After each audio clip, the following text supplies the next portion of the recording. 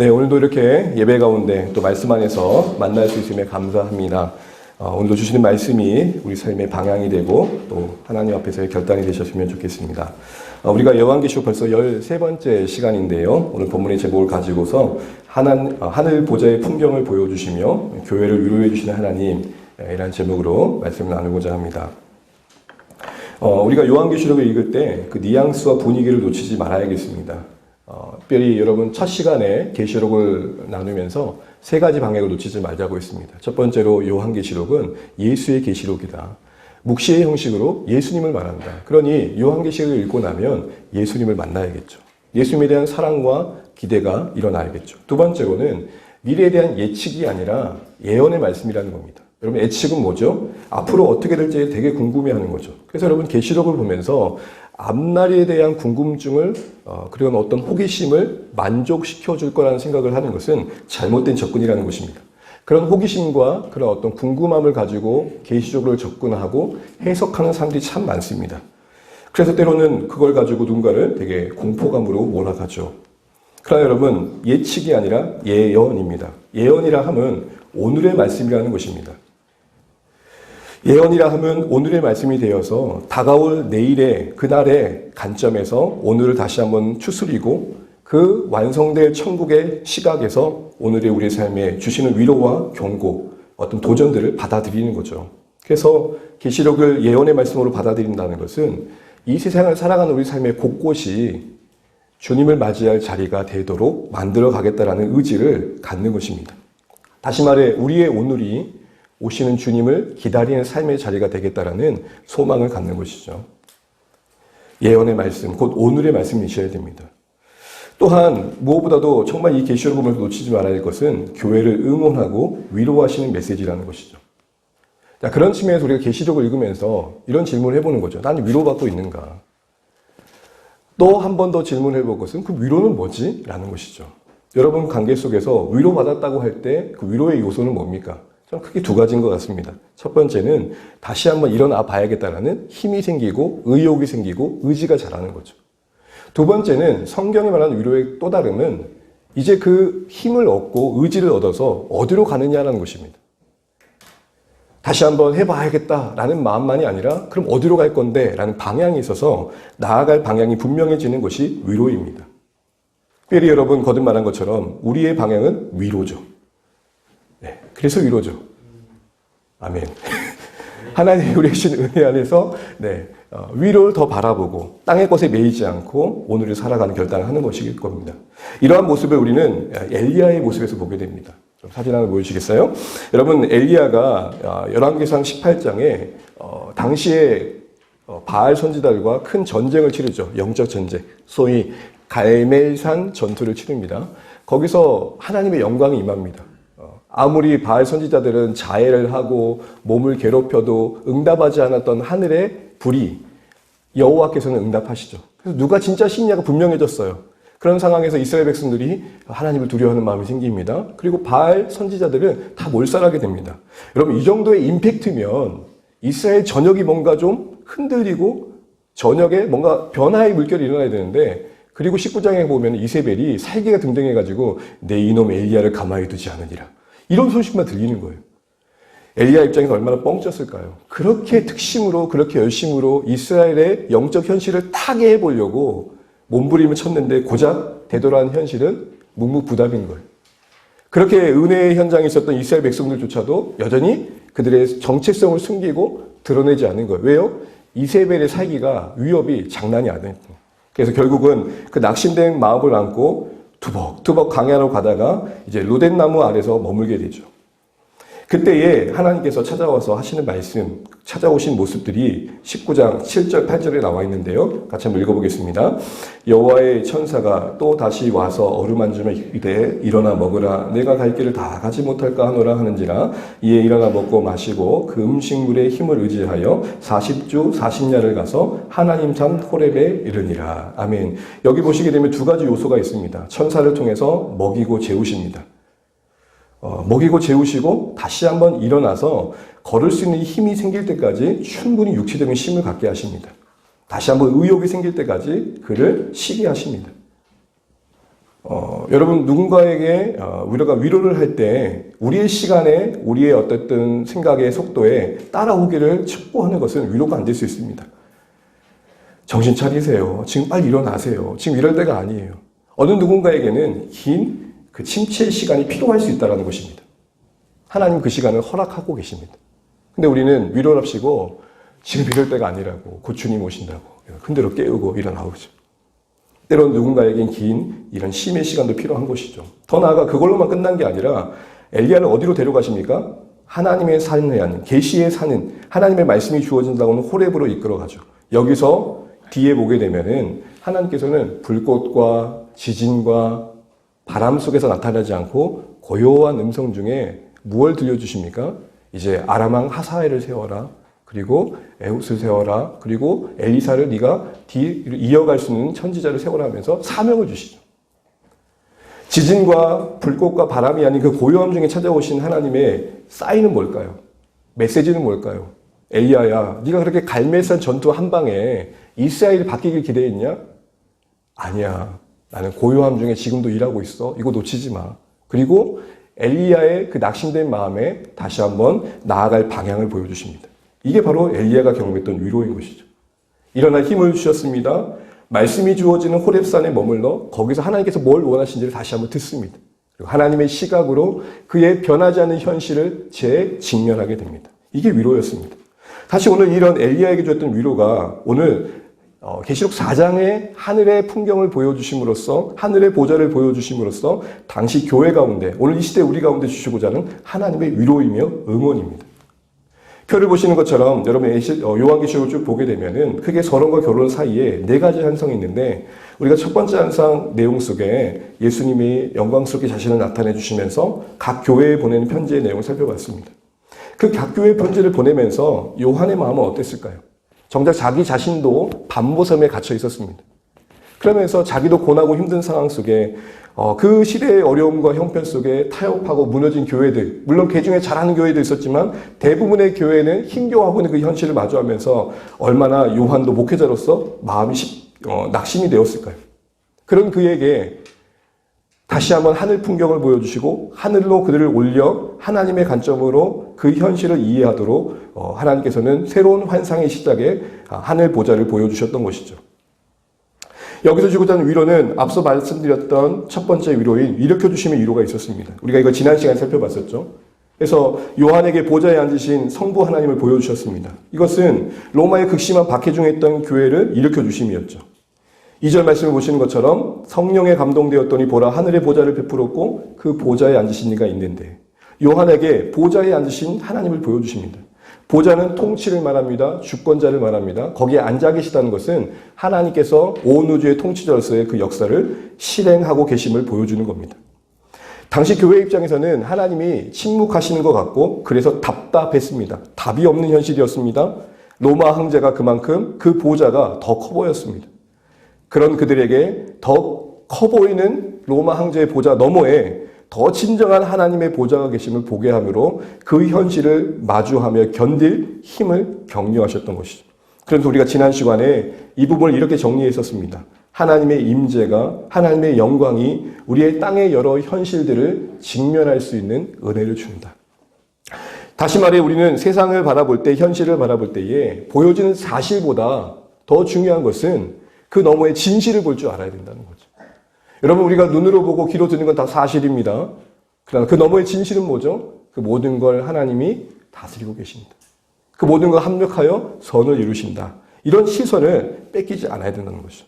그래서 그렇게 어떻게 보면 교회의 형편과 마음이 동일시되어서 낙심했을 요한을 다시 한번 일으켜 주시죠. 그리고 그걸로 끝낸 게 아니라 하나님께서는 보좌에 앉으신 그 하나님의 모습, 그 주변 상황을, 풍경을 여러 가지를 보여주십니다. 실제 이게 사실이라기보다는 상징적인 묘사를 통해 메시지를 주고 계시는 거죠. 그리고 그 하늘 풍경의 묘사는 그 안에 담긴 메시지는 보좌에 앉으신 그분이 누구시냐?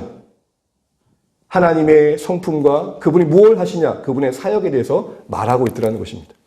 결국 보좌에 앉으신 하나님이 자신의 고단한 현실에 찾아와 주셔서 자신을 일으켜 주신 것뿐만 아니라 이런 풍경에 대한 묘사를 통해 말씀하시는 메시지가 우리에게 주는 의도는 보좌에 계신 하나님이, 보좌에 계신 하나님 우리에게 찾아와 주셔서 우리를 익혀주시는 것뿐만 아니라 우리는 그 통치자이신 하나님이 어디로 가고 계신지도 볼 줄 알아야 된다는 거죠. 하나님이 나를 위해 주신 것도 중요하지만 이제는 우리가 그 하나님을 위해 무엇을 할 수 있냐를 생각하는 건 더 중요하다는 것입니다. 다시 말해 하늘의 뜻이 땅에 이루어지도록 헌신하는 자리에 교회의 방향이 나아가야 한다는 것이죠. 그래서 여러분 하늘 보좌에 앉으신 그 하나님만이 아니라 그 주변 풍경을 우리가 오늘 살펴보려고 하는 것입니다. 보시면 벽옥, 옥보석, 녹보석 같은 보좌의 모양이 나옵니다. 그 다음 사진 보여주세요. 보좌에 둘려있는 무지개가 보이고요. 24보좌에 앉은 장로들이 보입니다. 4생물도 보이고 7 등불도 보이고 그리고 24장로와 4생물이 찬양해 보입니다. 얼핏 보면 이게 뭐지라는 막연한 생각이 듭니다. 그러나 한 그룹 한 그룹 살펴보면 핵심은 그 안에 보좌에 앉아 계신 그 하나님이 누구시냐 그리고 그 하나님은 무엇을 하려고 하시냐를 담고 있는 상징으로 묘사된 메시지입니다. 우리는 그 메시지를 오늘 우리 가운데 적용할 필요가 있는 것이죠. 그래서 여러분 주의할 것은 여러분 방금 읽은 것처럼 이 하늘 보좌의 주변의 풍경을 묘사하고 있는 내용이 사실이 아닌 상징이라는 의미에서 가장 이 사장 안에 반복되는 표현 중에 하나가 뭐냐면 뭐뭐 같고 뭐뭐 같더라. 이게 다 무슨 말을 하는 거죠? 상징이라는 겁니다. 은유라는 것입니다. 그래서 하나님의 성품과 사역을 그 상징적인 방법을 통해 설명하고 있다는 것이죠. 그리고 그 상징의 묘사는 요한이 상상력을 발휘해서 만든 표현들이 아니라 이미 구약에서 하나님에 대해 설명했던 단어들을 가지고 와서 다시 그 요한계시록의 현실에 맞게 보여주고 있는 것입니다. 자, 이런 관점에서 우리가 한 가지씩 한번 살펴보도록 하겠습니다. 먼저 보좌에 앉으신 이의 모양을 보석의 다양한 빛을과 무지개로 표현했다는 겁니다. 진기한 보석과 무지개 빛으로 보좌에 앉아 계신 하나님의 모습을 표현해냈다는 것이죠. 3절 말씀 같이 한번 읽어보겠습니다. 시작.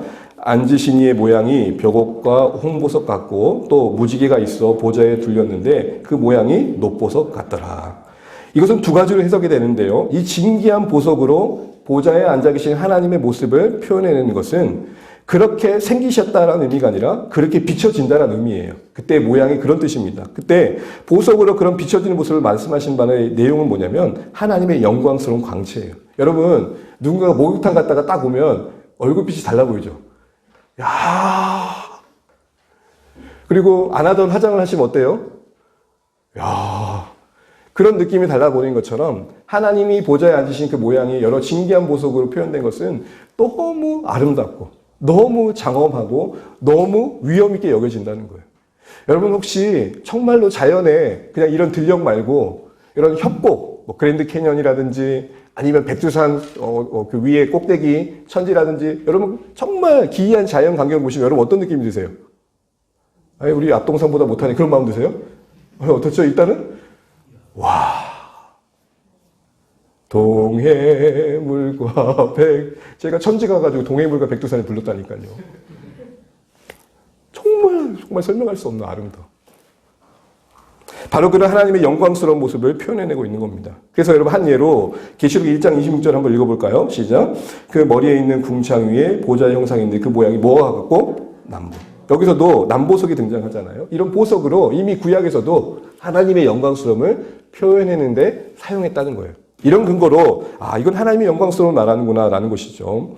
특별히 5절에서도 보게 되면 보좌로부터 뭐가 나와요? 번개와 음성과 우레소리. 이건 뭐라고 그랬습니까? 지난 시간에 하나님의 등장 음악, 하나님의 등장하실 때만 나오는 어떤 세레모니와 같은 시그니처 음악을 말하는 거예요.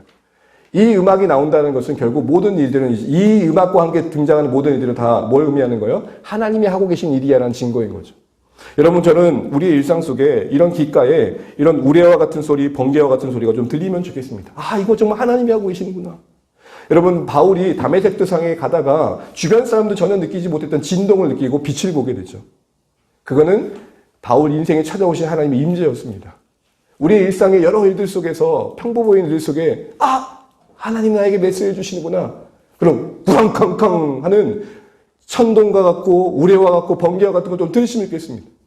하나님 우리 일상 속에 조용히 찾아올 때도 있지만 정말 내 마음속에 별거 아닌 것들이 어느 누군가에게는 지나칠 것들이 나에게는 충격으로 와닿을 때가 있잖아요. 메시지가 될 때가 있잖아요. 그런 차원에서 우리는 하나님의 임재를 경험해 볼 필요가 있다는 것이죠.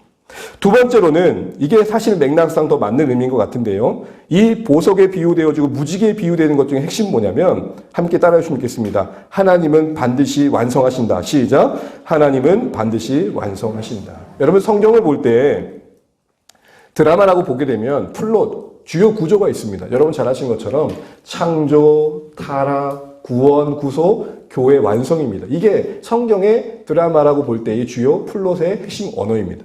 저를 잠깐만 봐주십시오. 하나님이 세상을 창조하셨습니다. 인간의 불순종으로 세상이 타락했습니다. 하나님은 그 아들 예수 그리스도를 통해 구속하시고 지으신 그 세상을 회복할 계획을 세우시고 이 일을 교회를 통해 이루십니다. 그리고 이것을 완성하실 것입니다. 창조, 타락, 구속, 교회, 완성. 예. 지으신 세상의 원래 모양을 회복하신다 이 말입니다. 좀 삐딱하죠? 이런 게 성경의 흐름이라는 거예요. 이 일이 하나님의 뜻이고 이걸 이루어 가신다는 겁니다. 이런 차원에서 오늘 보이신 하나님 보좌를 묘사하는 이런 여러 가지 이미지들은 사실은 그런 하나님의 단호한 의지를 담아내고 있다는 것입니다. 첫 번째로 보게 되면 여러분 성경에 오늘 시간이 없어 찾아볼 수 없지만 에덴 동산이라든지 완성될 천국을 말하는 새 예루살렘이라든지 이런 곳은 다 뭘로 표현하냐면 보석으로 표현해요. 결국 그 보석은 뭐죠? 하나님의 임재를 말해요. 보석빛으로 표현되는 하나님의 임재. 그런데 그런 에덴 동산과 그리고 완성될 천국이 이런 보석으로 서로 연결되어 있다는 건 뭘 말할까요? 그런 보석의 모티브로 하나님의 임재와 서로 관련시키고 있는 이유는 뭐죠? 바로 그 보석으로 비유되는 하나님이 반드시 하실 일이라는 거예요. 그래서 여러분 보석빛처럼 빛나는 하나님을 보면서 우리는 천국을 생각하게 되는 거죠. 그 보석빛처럼 빛나는 하나님의 임재가 가득 채워진 천국이 반드시 오겠구나 하는 기대감을 당시 성도들에게 생각하게 됐다는 것입니다. 다시 말해 어떤 특정 단어를 생각하면 그때 생각이 나잖아요.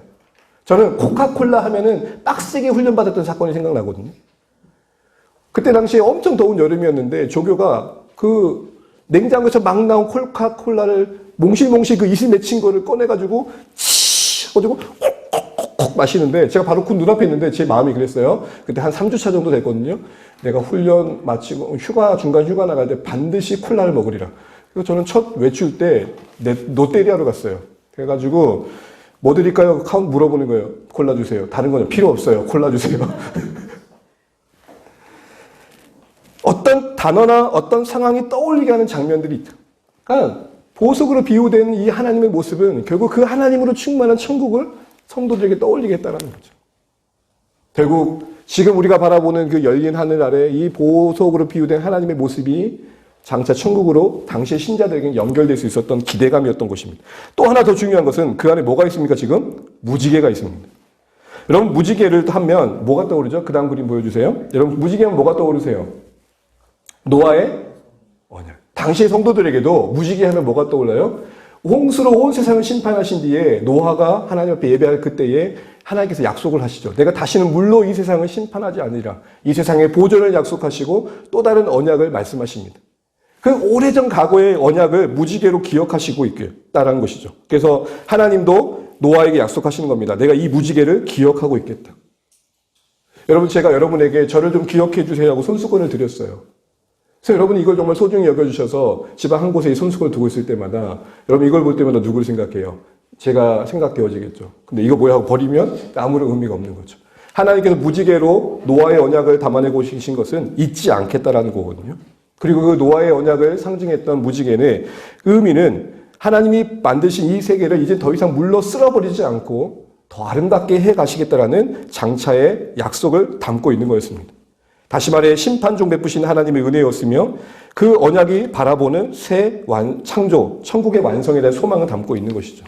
이런 의미에서 보좌 앞에 무지개가 있다는 건 뭐예요? 하나님은 지금도 노아 때 약속하셨던 그 약속을 기억하고 계신다.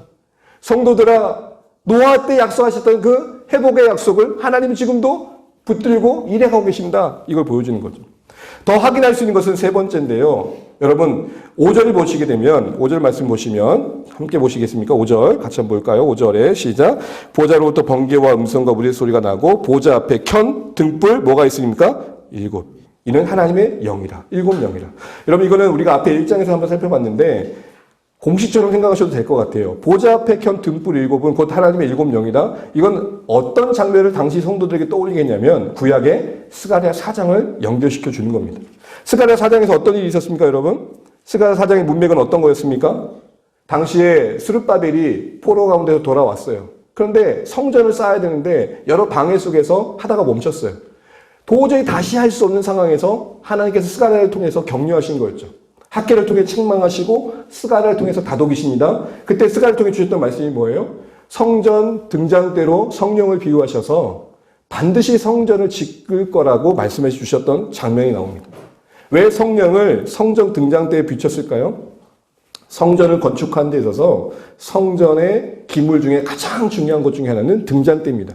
결국 그 성전 등잔대를 떡하니 보여주신 것은 마치 내가 반드시 이 성전 등잔대를 둘 성전을 지을 거야라는 사인이었고 그 성전 등잔대를 성령으로 비유하신 것은 그 일을 성령께서 이루시겠다는 거였거든요. 그래서 여러분 스가랴 4장 6절에 여러분 잘 아신 말씀 이는 힘으로 되지 아니하고 능으로 되지 아니하고 오직 나의 신으로 될 것이다. 불가능해 보였던 성전 건축이 완성될 것을 격려하셨던 환상을 스가랴 4장의 문맥이 담고 있습니다. 이거를 연상시키는 것 중에 하나가 바로 뭐냐면 성령님을 일곱 등불에 비유하고 연결시키는 것. 이게 당시 요한계시록 성도들에게 어떻게 정황 속에 이해되었을까요? 아하, 이 등불 일곱을 다시 한번 재현시킴으로써 하늘 성전, 곧 새 예루살렘, 천국의 완성을 하나님께서 반드시 이루실 의지를 갖고 계시는구나.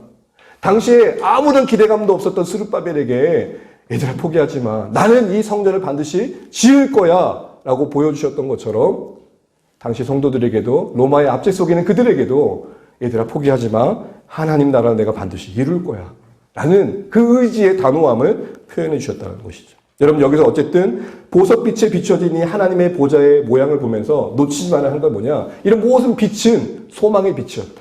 어떤 소망의 빛? 이 보석빛으로 상징되어지는 하나님 나라를 완성하실 하나님의 의지가 표현된 거라는 거예요. 교회여, 이 빛나는 보석빛을 봐라. 이렇게 빛나는 보석빛으로 가득한 천국을 내가 반드시 이룰 것이다. 무지개를 기억해라. 보좌 앞에 있는 일곱 등불로 상징되는 일곱 영인 하나님의 성령을 기억해라.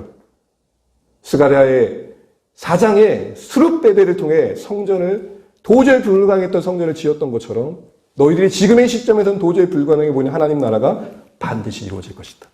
두 번째로 볼 것은 바로 내생물인데요.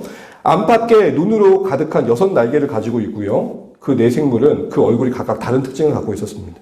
이 내생물을 한마디로 말하면은 하늘 보좌 가까이에서 섬기는 천사들입니다.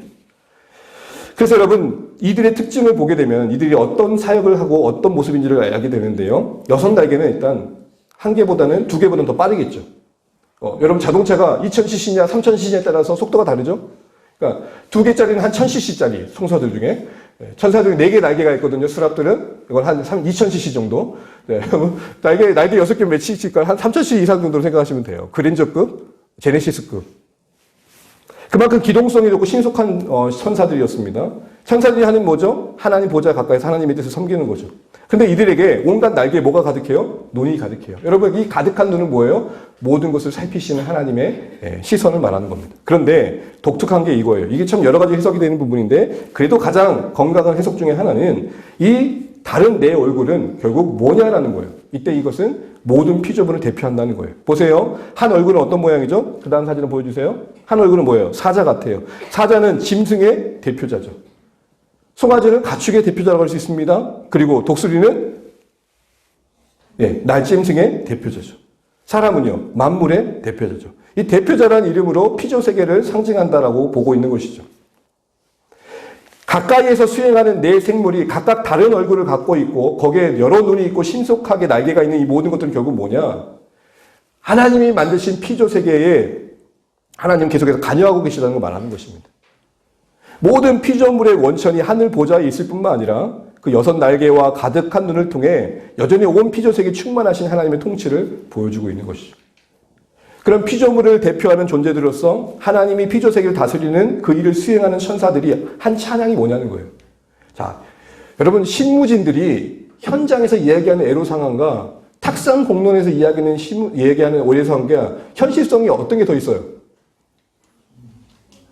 여러분이 회사나 어떤 일을 할 때 보면 현실을 현장의 이야기를 듣지 않고 위에서 뭔가 이론적으로 접근한 사람을 보면은 여러분 속이 어떻게 하세요? 제 질문이 좀 어렵나요? 답답하죠. 이 내생물은 지금 온 피조 세계에 오고 가면서 현장에서 일하고 있는 천사들이란 말이에요. 그 피조 세계를 오고 가면서 살폈단 말이에요. 근데 그들의 찬양이 뭐냐는 거예요. 그들의 찬양이 뭐죠? 8절 하반절입니다. 함께 읽습니다. 시작. 그들이 밤낮 쉬지 않고 이르기를 거룩하다 거룩하다 주 하나님 곧 전능하신 이여 전에도 계셨고 이제도 계시고 장차 오실리라 하시고. 여러분 전에도 계신 게 맞아요. 지금도 계신 게 맞고요. 그럼 앞으로도 계신다는 표현이 와야 되잖아요. 근데 그 하나님은 뭐라고 표현하고 있어요? 장차. 여러분 이 장차 오실 일은 이렇게 외우세요. 약속하신 그 구원의 계획을 완성하시는 하나님의 역동성. 약속하신 그 하나님의 구원의 그 계획을 완성하시는 하나님의 역동성, 그 의지를 말하는 거예요. 그러니까 하나님은 저 미래에서 오늘의 현실을 방관하지 않고 그 어마무시한 영광스러운 미래를 오늘 우리 가운데 가져다 주시는 분이라는 거예요. 이런 역동성을 찬양하는 소망하는 피조 세계의 현장에서 일하고 있는 이 네 생물의 마음속에 뭐가 있을까요? 바로 세상에 그 가져다 주실 그 아름다움을 아는 만큼, 가져다 주실 그 하나님 나라의 영광스러움을 아는 만큼 현실이 거기서 멀어진 것을 봤을 때 얼마나 더 가슴 아플까요? 원래 이 모습이 아닌데. 한 예로 여러분이 거울 앞에 섰을 때 특별히 여성분들 한번 기억해 보시죠. 아니요, 제 얘기를 하겠습니다. 이러지 않았습니다. 풍성했고 옷핏이 잘 어울렸으며 바지는 늘 흘러내렸죠. 과거의 아름다움을 기억하는 만큼 오늘의 변한 모습은 더 안타깝죠. 이 네 생물은 하나님이 주신 피조세계 곳곳을 다니면서 하나님이 주신 창조의 세상의 아름다움을 아는 이들이란 말입니다. 그들의 찬양 속에 간절한 소망은 뭐예요? 하나님 제발 좀 빨리 오세요. 장차 오실 우리 하나님 그 영광의 약속대로 이 땅에 하나님 나라가 온전히 다시 한번 회복되게 도와주세요.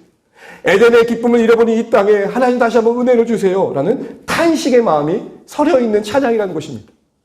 그냥 오시면 좋겠어요가 아니라 장차 오실 하나님을 바라보는 소망의 이면에는 그 피조 세계를 오고 가며 보았던 안타까운 현실들을 가슴앓이 하고 있는 내 생물의 애틋함이 담겨 있다는 것이죠. 이걸 바울은 로마서에서 이렇게 표현합니다. 로마서 8장 21절 22절입니다. 같이 한번 읽어볼게요. 시작. 그 바라는 것은 피조물도 썩어짐의 종노릇한 데서 해방되어 하나님의 자녀들의 영광의 자유에 이르는 것이니라. 피조물이 다 이제까지 함께 탄식하며 함께 고통을 겪고 있는 것을 우리가 아느니라. 사랑하는 성도 여러분, 창조의 질서와 조화와 아름다움의 그 원래의 모습을 아는 신자들은 오늘의 현실, 오늘의 자연, 오늘의 인간관계, 오늘의 이 세상의 모습을 보면서 아플 수밖에 없습니다. 인간 사이에 깨어진 모습을 보십시오. 하나님이 원래 그렇게 지으셨습니까? 첫사람들과의 주고받은 대화는 뭡니까? 너는 내 뼈 중에 뼈요, 살 중에 살이라는 신령한 연합이었습니다. 서로 벗은 거 아무것도 걸치지 않았음에도 불구하고 수치를 느끼지 않는 연합이었습니다. 그런데 오늘은 어떻죠? 조금만 잘못해도 그것을 침소붕대해가지고 한 인생을 진멸하죠. 따시킵니다. 불공정으로 대하고 분열과 반목의 관계로 그들을 몰아가기도. 때로는 어떤 핫대와 차별로 한 인생을 뭉개뜨리죠. 이런 깨어진 아픔의 현실을 보면서 여러분 우리는 어떤 마음을 갖고 계신가요? 자연은 어떤가요? 원래 자연이 우리를 이렇게 침해했었나요? 하나님이 정하신 선을 넘지 않았던 자연입니다. 근데 이 자연이 우리를 이제 위협하죠. 쓰나미라는 거친 파도가 우리가 살아가는 생애의 현장에 확 찾아옵니다. 물론 우리도 자연을 괴롭히죠. 적정한 선을 넘어 환경을 파괴하면서까지 인간의 이득을 취하는 모습을 보입니다.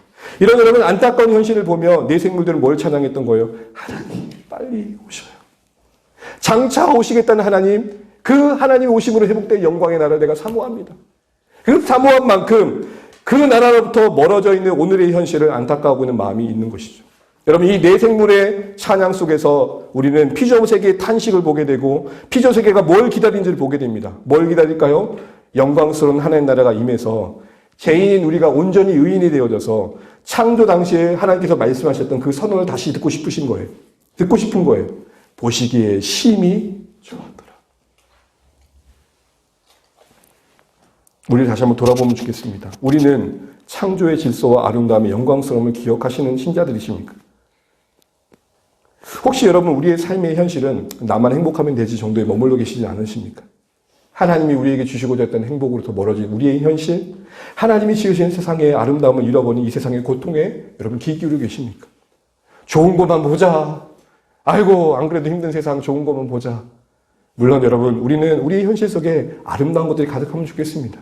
그러나 여러분 하나님의 은혜가 다해야 됨에도 불구하고 그 은혜를 흘려보내어 회복되어야 될 영역 속에 그늘져지고 영적으로 볼 때 사각지대가 가득한 이 시대를 보십니까? 지금도 오늘날 고독사로 죽어가는 세대가 많아지고 있는 현실을 보십시오. 여러분 옆집에, 여러분 가까운 이웃에 어느 누군가가 그렇게 세상을 떠났다고 생각해 보십시오. 그때 한번 벨 한번 눌러볼 것. 그때 전화 한번 해볼 것. 여러분 우리가 피조세계의 한 존재로서 신자로서 이 세상의 현실을 바라보면서 이 내 생물이 가졌던 찬양 속에 담긴 이 탄식이 회복되어야 되지 않을까요? 나만 행복하면 돼. 나만 괜찮으면 돼가 아니라 하나님이 지신 세상이 어그러져 있고 무너져 있고 깨어져 있는 현실을 아파하면서 이 모든 게 하나님이 장차 다시 오심으로 회복될 일임을 알기에 그 하나님의 오심을 사모하고 오심으로 이루어질 일들을 내가 먼저 이 세상에서 이루어가는 모습이 필요하다는 거죠. 그래서 자연스럽게 24장로의 찬양은 우리에게 도전이 되는 것입니다. 우리 4절 말씀 같이 한번 읽어보겠습니다. 시작. 또 보좌에 둘러 위에 24장로들이 흰옷을 입고 머리에 금관을 쓰고 앉았더라. 아멘. 여기서 24장로는 누구냐라고 할 때 한마디로 영광스럽게 된 천상의 교회를 말합니다.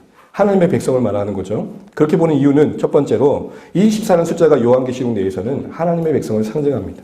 그래서 여러분 계시록 21장에도 보게 되면 천국을 의미하는 새 예루살렘 성의 문은 각각 12지파로 이루어져 있고 그 기초는 12사도로 되어 있습니다.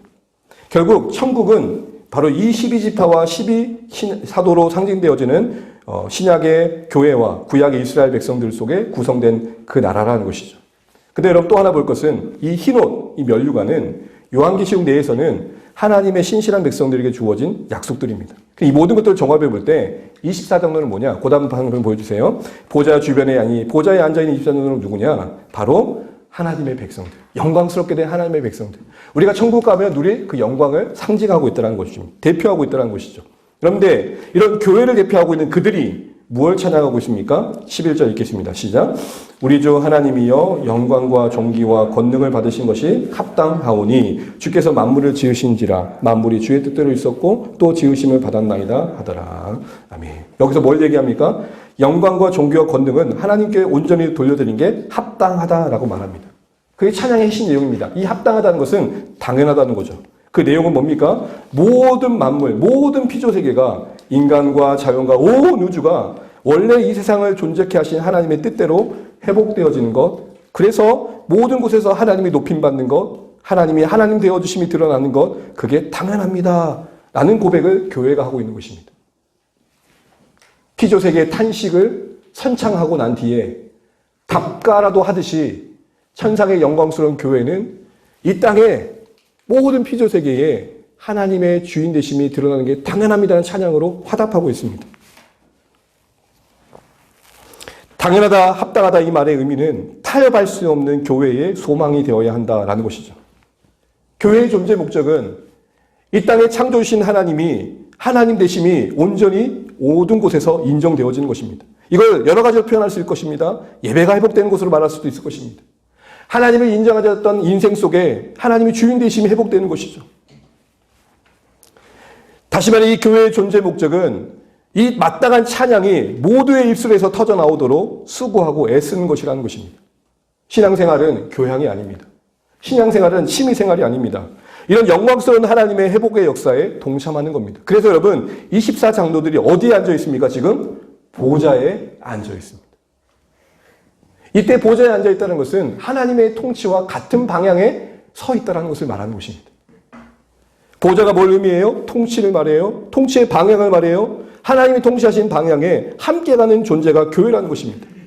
그러므로 여러분 이 승리한 영광스럽게 된 교회가 이미 갈 길을 다 마치고 믿음의 여정을 다 마친 승리의 교회가 이 땅의 지상의 교회에 보내는 찬양의 내용 속에 담긴 메시지가 뭘까요? 교회요.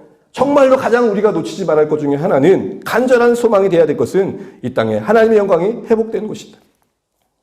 이미 승리한 교회가 앞으로 승리의 방향으로 가야 할 지상 교회에게 어떤 비전을 제시하느냐? 바로 하나님의 영광이 온 땅에 인정되어지는 것을 구해야 된다는 것이죠.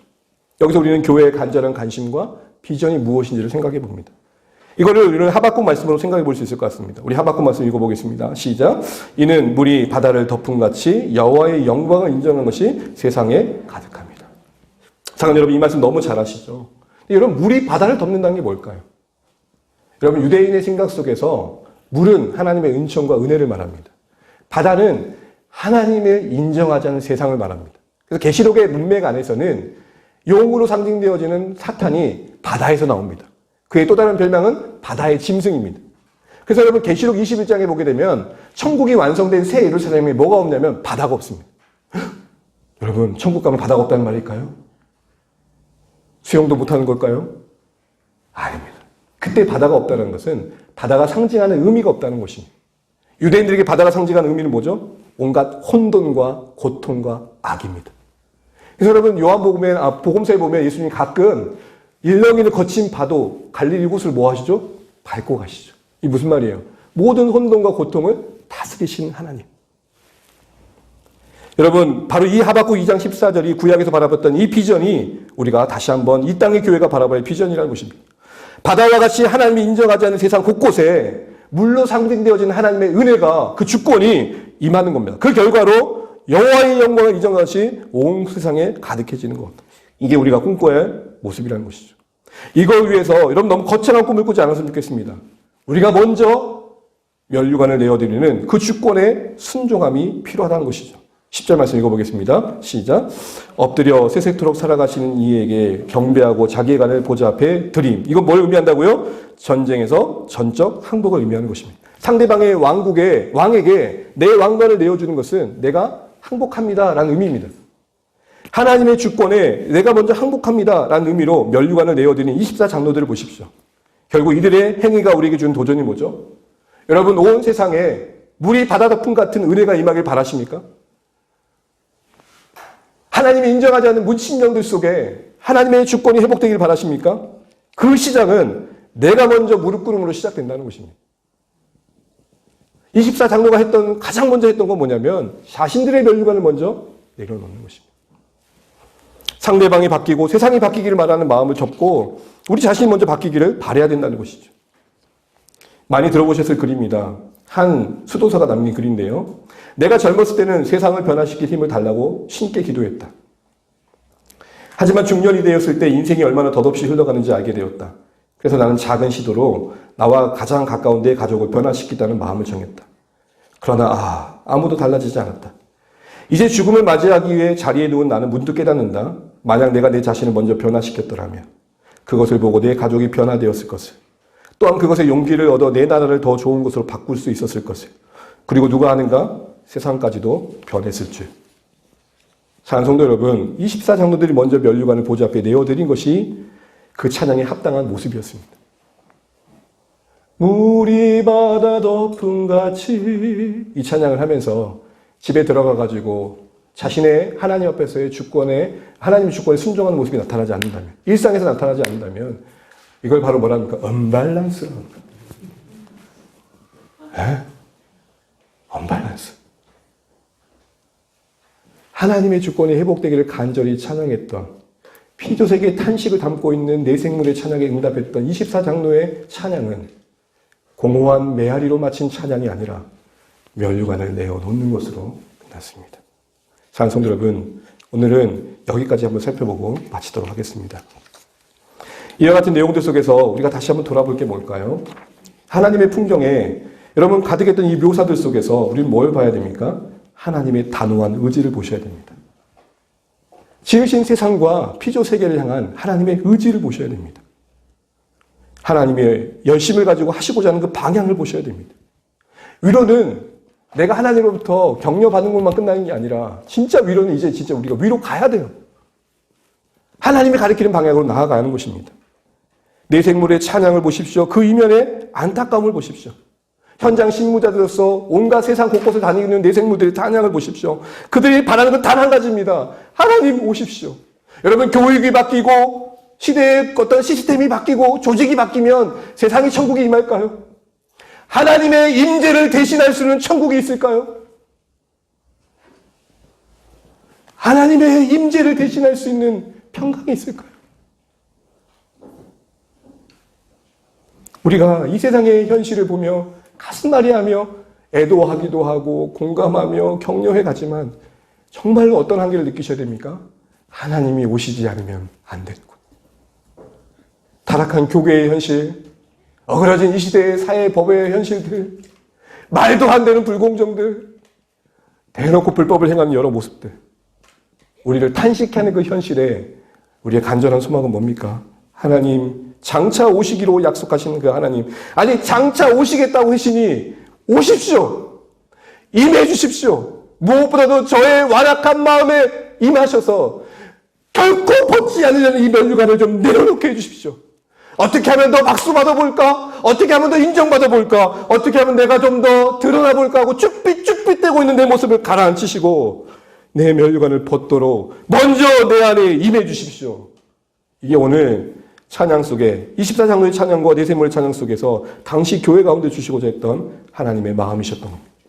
여러분, 이 하늘 보호자의 주변의 풍경의 묘사에 담긴 하나님의 의지의 절절함을 보십시오.